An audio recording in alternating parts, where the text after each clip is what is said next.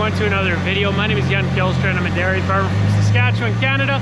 Today is day 3 of barley silage. We are getting the day started by putting inoculant in the chopper, same as every other day. We are pulling away from the barn right now. We're gonna go see if the trucks are ready. It is just before 7. We want to be in the field chopping at 7. And then we try and chop from 7 in the morning till 8 at night. 8:15. Getting to the field now, we're going to unfold the machine. This field yesterday, we did the math on it, did 12.8 ton an acre, and it checks out. This field is 220 acres, and it took 2 full tanks of diesel. So probably 2,100 liters of diesel total to chop this field, which is nuts. Big machine comes along with bigger numbers. It makes sense. It checks out. So anyway, if there's any doubts about whether or not the crop was there, fuel was burned. So we got another. We're probably done about a third of what we want to do now for barley silage after 2 days. So theoretically, it's going to take 6 days. We got some more trucks that'll go a bit quicker. Bitter batter.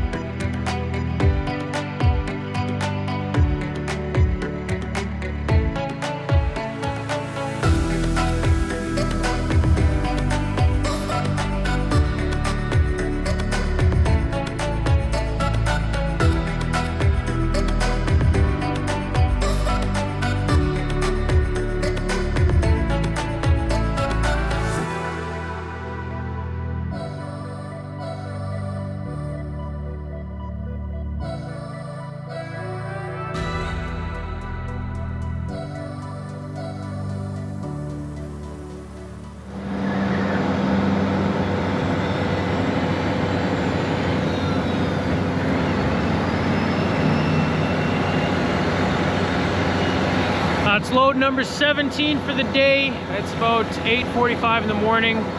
Pretty good start to the day, I'd say. We are liking it. This field looks a little lighter, so we're gonna be moving through it a little bit quicker. This is about as light a swath there is. I think as we go to that side, it starts to look heavier to me, but we won't know for sure till we get there. Neline's gonna have to start cutting though pretty soon again.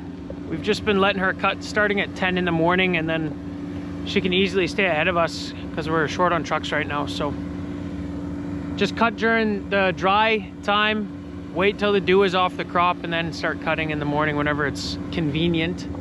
But we are starting to gain on her pretty good now, getting a bit of a rhythm with the trucks. So, and that tractor, yeah, it goes good so far.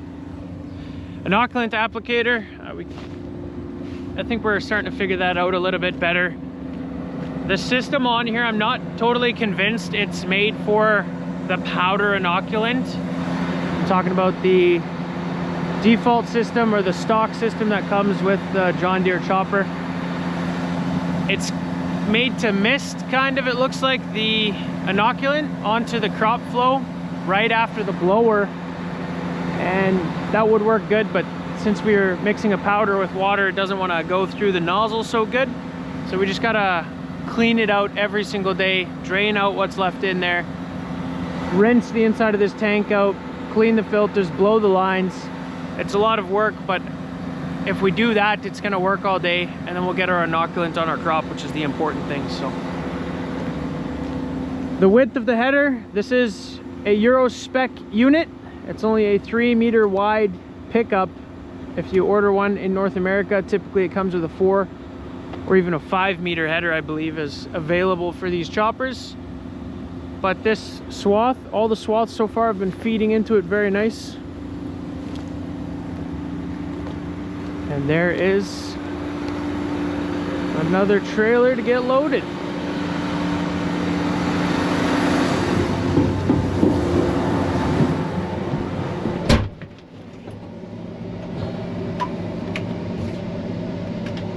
Oh! Oh!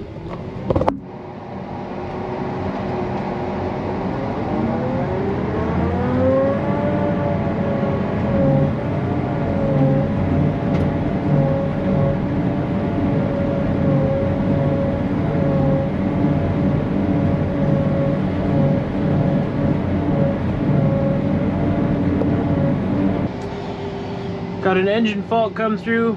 Engine fault. Coolant level too low. Add coolant and inspect cooling system for leaks. If the error persists, contact your John Deere dealer. Hopefully we don't have to do that.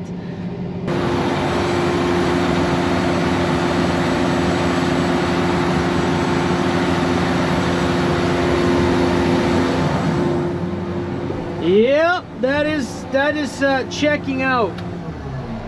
That's definitely a coolant issue. I'm gonna call Brent. We gotta figure out exactly where it's leaking.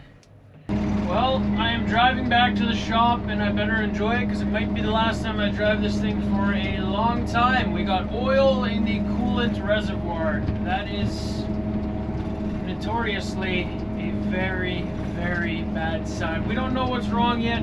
We're gonna bring it back to the shop. Engine did not overheat. It basically just started blowing coolant, so the coolant reservoir was pressurizing. For some reason, there's a number of different potential causes of that, from what I understand. But for now, we're done shopping. We're gonna figure this issue out.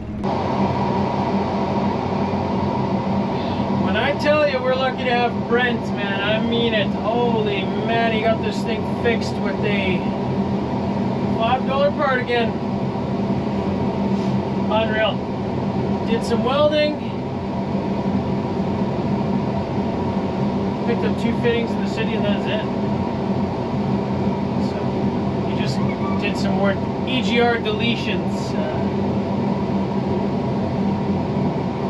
We're gonna go pick up the header now, and then we'll head out to the field and we'll give it a go.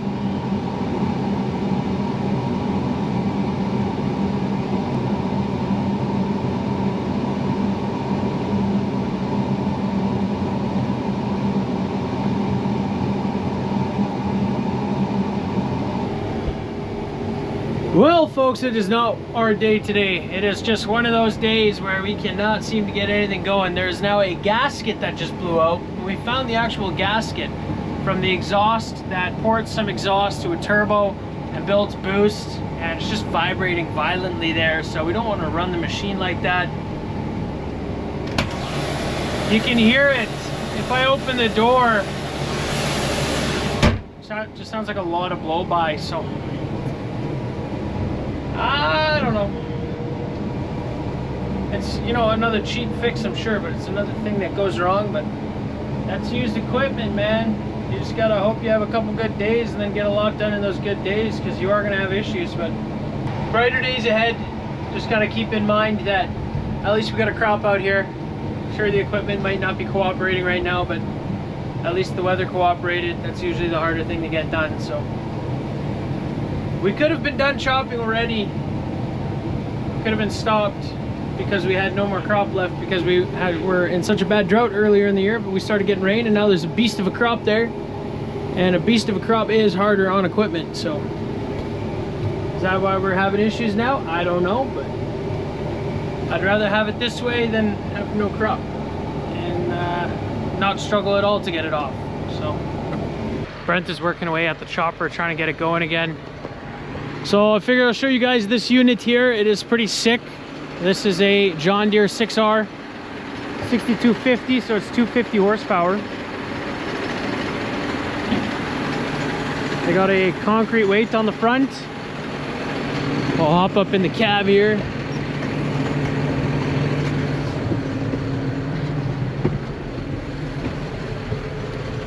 It's got an IVT transmission, so you just push that forward and you go. This is a sweet, sweet rig, man.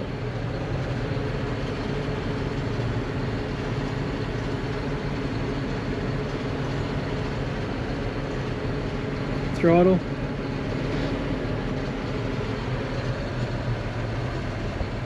Fancy display. Everything a guy wants. And it's got the 50K transmission in it, because this is also a import. It's a Euro spec, so same as our chopper. Pretty neat.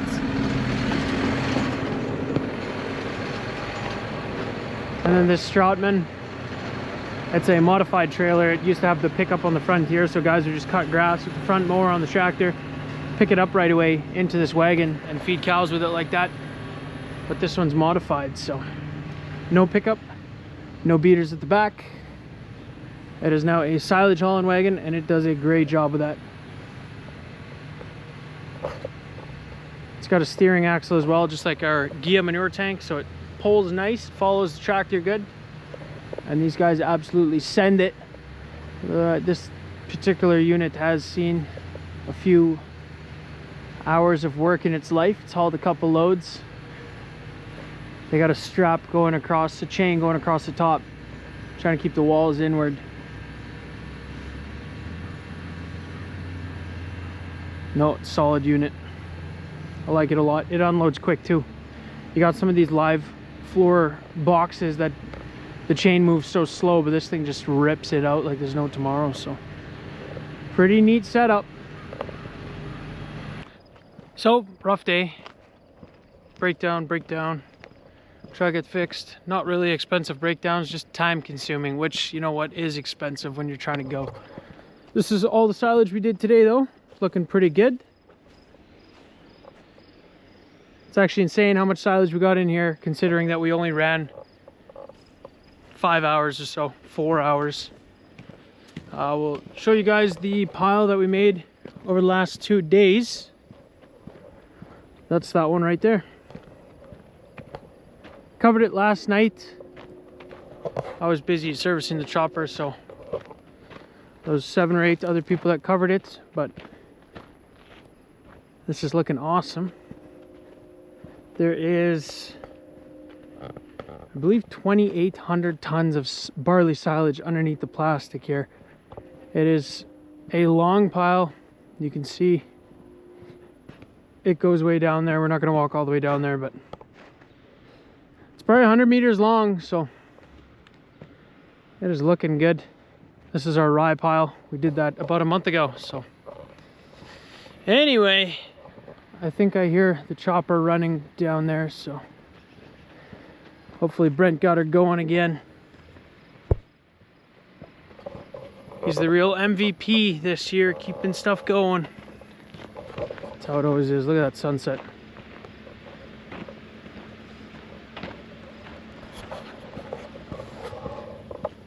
Not the day 3 we wanted. 500 tons of silage done though. Boy, we were grooving there this morning though. If we would have kept that up, we would have got to, I'm sure we would have got to 1,800 tons today probably, that would have been our biggest day to date. But wasn't meant to be. Hopefully tomorrow's a big one. Well, Brent got her fixed, but he found another issue with it up here. There's a bolt missing here that holds the shaft in place, so we got to get a new one of those. He's going to stop at Brent tomorrow at 7. They open at 7, so that is excellent. Hopefully we can get this thing going at a reasonable time tomorrow and have a big day making lots of silage. Cow chow, that's the struggle right now. Make more cow chow. So hopefully we can see this thing running tomorrow. That is going to be it for today's video, guys. I hope you enjoyed. If you did, be sure to hit those like and subscribe buttons down below, and I hope to see you guys in the next video. Thanks for watching.